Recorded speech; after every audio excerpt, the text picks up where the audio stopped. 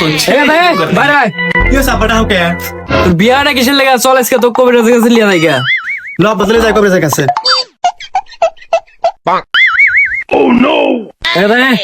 কবিরাজ কিন্তু যাই রে, বেশি তর্ক বিতর্ক করিস না, যা যা করে খালি হ্যাঁ করবি। আচ্ছা ল যাই।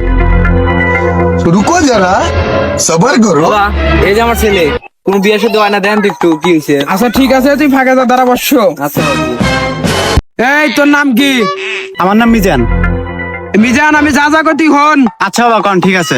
মিজান তুই আমার কথা হন, বিষয়টা হলো তুই ভাত না খালে তোর খিদা লাগে, সবকিছু তো রাগ করে আরিস, কিন্তু তুই টয়লেটে তুই রাগ করে আরিস না, ঠিক না?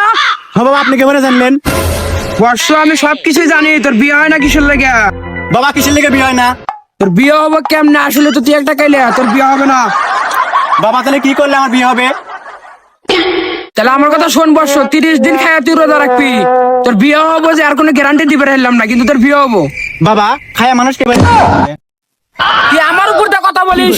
2000 বছর ধরে আমার সাধনা, তোর বিয়ে হবো না। যা। আমি বললাম বন্ড বাবা, ও আমার তো তর্ক করে রয়েছে, 50 আসে এগুলো।